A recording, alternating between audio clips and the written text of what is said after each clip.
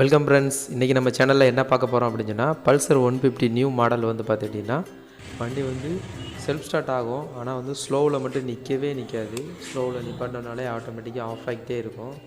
என்ன கம்ப்ளைண்ட் நீங்களே பாருங்கள். இப்போ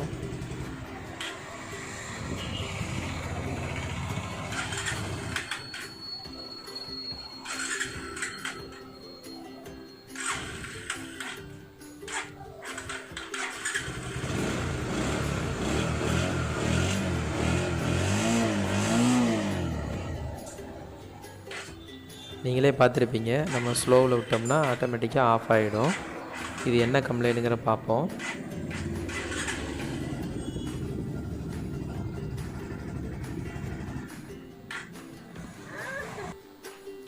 முதல்ல வந்து கரண்ட்டு மிஸ்ஃபயர் ஆகுதா அப்படின்னு சொல்லி தெரிஞ்சுக்கிறதுக்காக என்ன பண்ணுறேன் அப்படின்னா, ப்ளக் ஹோல்டரை கழட்டிட்டு ஸ்பார்க்லாம் கரெக்டாக வருதா அப்படின்னு சொல்லி பார்க்குறேன். நீங்களும் பாருங்கள். கொஞ்சம் க்ளோஸ்டாக போய் நம்ம பார்த்தோம் அப்படின்னு சொன்னோம்னா, ஸ்டார்ட் பண்ணி விட்ட உடனே நீங்களே பார்த்துருப்பீங்க, தெரிஞ்சிருப்பீங்க, கரண்ட் வந்து மிஸ்ஃபயர் ஆகுது. இன்னும் கொஞ்சம் தெளிவாக பார்க்கணும் அப்படிங்கிறனால நம்ம ப்ளக்கை வந்து இப்போ 16 ரிங்ஸ் வச்சு ரிமூவ் பண்ணி எடுத்துடலாம்.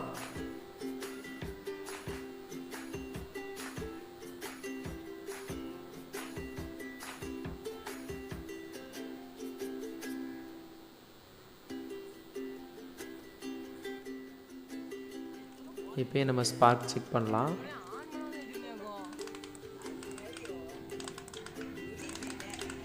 பார்த்தீங்கனாலே தெரியும், ஸ்பார்க் வந்து 1 டைம் 2 டைம் மிஸ் ஆகி வருது.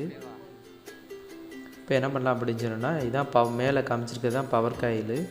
இது நல்லா இருந்துக்கா இல்லையானுங்கிற நம்ம தெரிஞ்சுக்கிறதுக்கு என்ன பண்ணணும் அப்படின்னா, நம்ம ரைட் சைடு இருக்கிற காயிலையும் நம்ம இப்போ கலட்டி மிஸ்ஃபயர் ஆகுதா அப்படின்னு சொல்லி பார்க்கலாம். ஏன்னா நம்ம வந்து லெஃப்ட் சைடு ஏற்கனவே பார்த்தாச்சு மிஸ்ஃபயர் ஆகுது. அதே மாதிரி ரைட் சைடு இருக்கிறதும் மிஸ்ஃபயர் ஆயிடுச்சு அப்படின்னு சொன்னால் சிடிஐ கம்ப்ளைண்ட்டு. இல்லை ரைட் சைடு கரெக்டாக இருக்குது அப்படின்னு சொன்னால் பவர் காயில் கம்ப்ளைண்ட்டு. அதை பார்க்கணுங்கிறதுக்காகத்தான் நான் இப்போ இந்த ரைட் சைடு பார்க்குறேன். இங்கேயும் பார்க்கலாம்.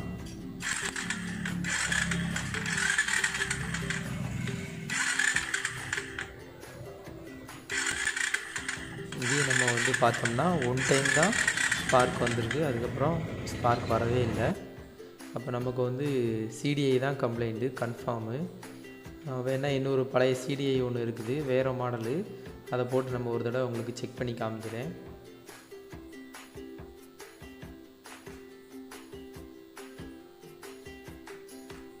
இது வேறு ஒரு பழைய வண்டியில் உள்ள ஒரு சிடிஐ யூனிட் எடுத்திருக்கேன்.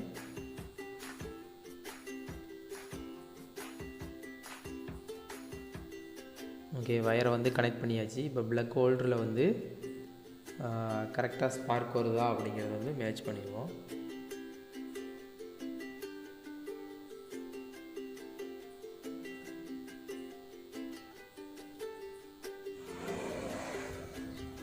அடி செல்படி.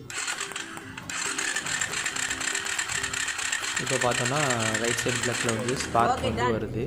இதுலேயே நமக்கு தெரிஞ்சு போச்சு. நான் கடைக்கு போய் வந்து சிடிஐ யூனிட் வந்து நியூ மாடல் ஒன்று வாங்கிட்டு வந்துட்டேன். அதே பார்ட் நம்பரில். பஜாஜை பொறுத்தளவுக்கு பார்ட் நம்பர் கரெக்டாக பார்த்து வாங்கணும். அதனால் பழைய சிடிஐயே கொண்டு போய் அதே பார்ட் நம்பரில் கரெக்டாக வாங்கிட்டு வந்துட்டேன்.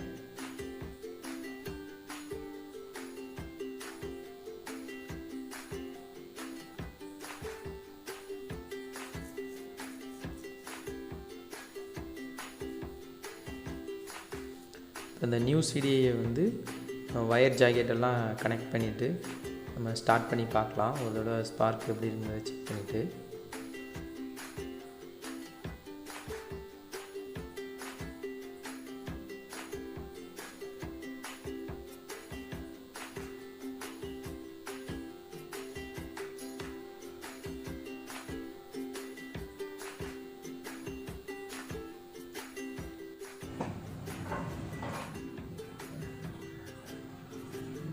அடி செல்படி. மேலே சுவிட்ச் ஆஃப் பண்ணு. நீங்களே பாருங்கள், இதில் ஸ்பார்க் வந்து எவ்வளோ லென்த்தாக வருதுன்ட்டு. இப்போ வந்து நம்ம ப்ளக்கை மாட்டிட்டு வண்டியை ஸ்டார்ட் பண்ணி பார்ப்போம்.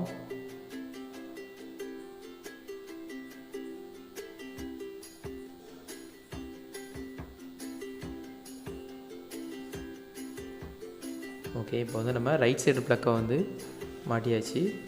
டைட் பண்ணி ப்ளக் ஹோல்டரையும் சொருகியாச்சு. திரும்ப வந்து நம்ம இப்போ லெஃப்ட் சைடு இருக்கிற அதே ப்ளக்கையும் திரும்ப நம்ம மாட்டிடலாம். மாட்டுறதுக்கு முன்னாடி ப்ளக் ஹோல்டரை வந்து நம்ம மாட்டிட்டு இந்த சைடும் ஸ்பார்க் இப்போ கரெக்டாக வருதான் லைட்டாக பார்த்துருவோம்.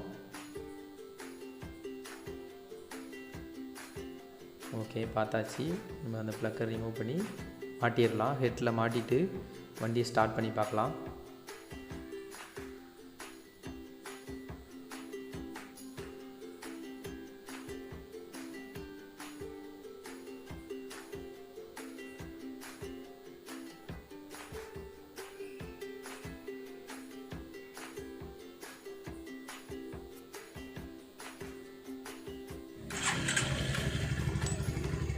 ஓகே, பார்த்தீங்கன்னா தெரியும் வண்டி இப்போ வந்து ஸ்டார்ட் ஆகிடுச்சு.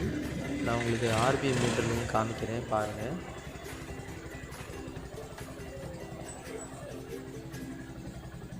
ஸ்லோவில் கரெக்டாகவே ஓடுது.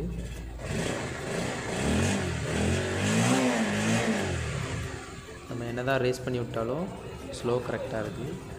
ஸ்லோவில் ஆஃப் ஆகிற கம்ப்ளைண்ட்டுக்காக சிடிஐ மாற்றுறது நானே இதான் ஃபஸ்ட் டைமு. எல்லாருமே வந்து கார்பரேட்டர் க்ளீன் பண்ணுவாங்க, ஹெட்டு வால்வு சீட்டிங் பார்ப்பாங்க. இந்த மாதிரி பிரச்சனை தான் வரும். நான் முறையாக இந்த மாதிரி நானே கூட இப்போ தான் அரெஸ்ட் பண்ணுறேன். ஓகே ஃப்ரெண்ட்ஸ், இந்த வீடியோ பிடிச்சிருந்துச்சுன்னா நம்ம சேனலுக்கு சப்ஸ்கிரைப் பண்ணுங்கள், லைக் பண்ணுங்கள், ஷேர் பண்ணுங்கள். இதில் ஏதாவது டவுட் ஏதாவது இருந்தது அப்படின்னு சொன்னால் கமெண்ட் செக்ஷனில் கமெண்ட் பண்ணுங்கள். கண்டிப்பாக உங்களுக்கு வந்து ரீப்ளை பண்ணுறேன். ஓகே ஃப்ரெண்ட்ஸ், பாய்.